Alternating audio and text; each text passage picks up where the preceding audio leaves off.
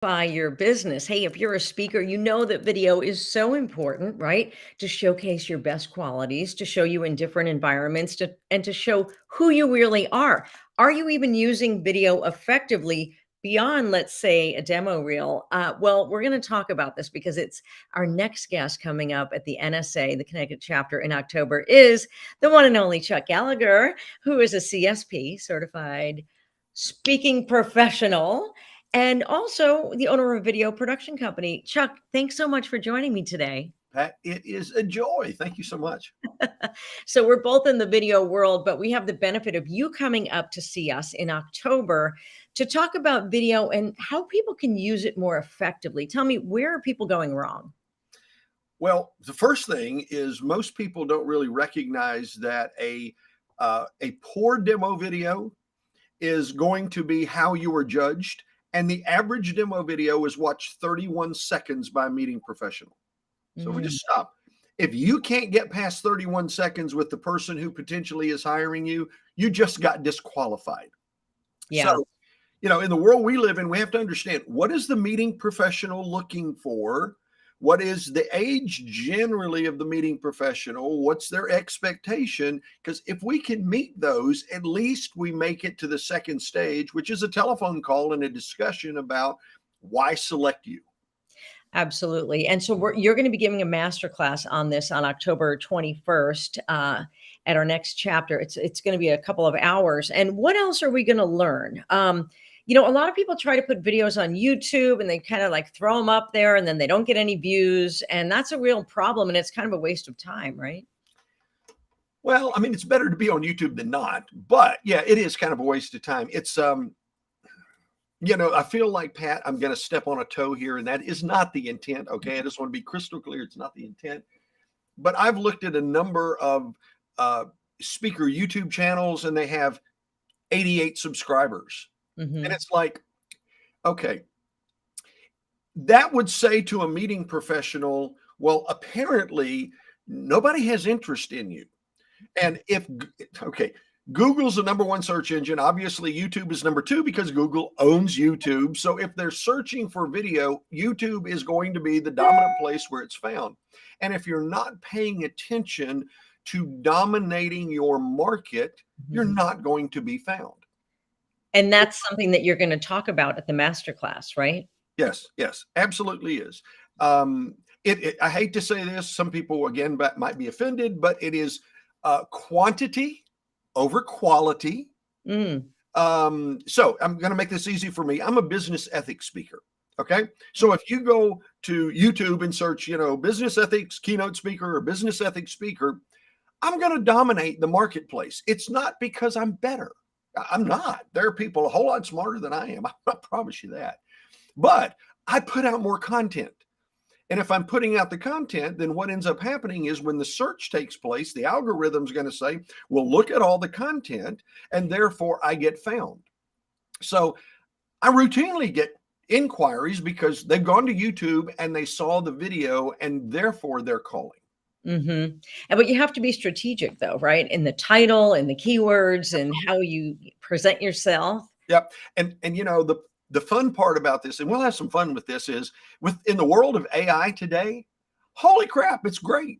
I mean, talking about making it easy to understand what are people searching for, what are the keywords, what should it say. Every video I put out now, AI writes the title, AI writes the content. Why? Because AI is searching it. And when AI sees AI, it looks at each other and says, oh, you're pretty. And it gives like me, you. yes, I like you so much. And it therefore gives me more push, so to speak, out into the marketplace. So are you saying that someone shouldn't just create videos for social media? Is that a waste of time, or is that good for just visibility? Well, it's good for visibility, but here's the deal. Think about it for a second. So today I am editing a video, okay, that I did. I met with or had a bunch of videos sent out to meeting professionals and asked them to rank them. Give me the top 5. And so today I'm doing a video on what were the top 5 they chose. Okay. That said, I'm going to put it on YouTube because it will live on YouTube. It has legs on YouTube. Now, I'll take the same video and organically upload it to Facebook. I'll take the same video and organically upload it to LinkedIn. But the reality is on Facebook and LinkedIn, it's like looking at a newspaper. You see it for the day and it's cool. And then it just kind of bleeds away. And generally, you're not going to see it again. Whereas at least on YouTube, it's part of a search algorithm and people tend to search for topics, and hence the video likely will come up. Yeah, exactly. It's more longer lasting. And, trying to find a video that you put on one of the other social channels is like, scroll, scroll, scroll. It's Yep. like, Yep. you can, especially something that's like, oh, I did something last year. So it's really great to have that repository of videos in your video library. And you can even create videos that maybe you don't even want to be seen if you unlist them, right? Yep. So there's all kinds of strategies, but we're really looking forward to seeing you. Now, what other ways can people use video to amplify their business besides YouTube and social? Well, part of it, and I'm gonna kind of switch gears, switch the question a little bit. Part of it is not where it's amplified, although that we'll talk about that. But part of it is, what are you using the video for? For example, if you create, let's just say you did a talk, Pat. You did a presentation for, I'm going to make this up, Charles Schwab, on the value of using video in the corporate world. Okay, that would probably be a great client. You do it. They've recorded it. You have the recording.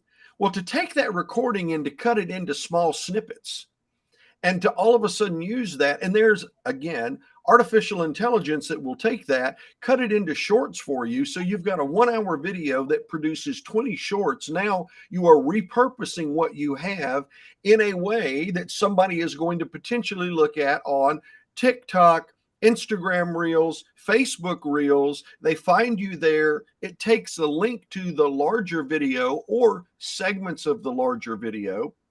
And in my case, I believe that, well, every Tuesday I send out an email blast to my folks on my email list, about 35,000, and I typically will add a video to it. And I know my open rate goes up dramatically when I have a video.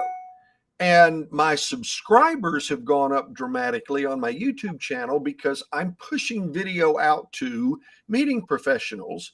And not that everybody's going to see it, but if I can put a video out and it gets 6,000 views and it went out to 35,000 people and 10,000 opened it, it may not produce anything today, but if I'm consistent in doing that, it always produces something. I just don't know from where.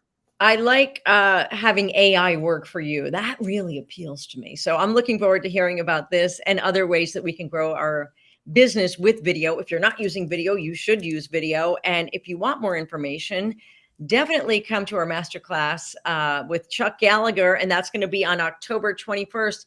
Chuck, thank you so much for joining me today, and we will see you very soon. Absolutely, Pat. Thanks so much.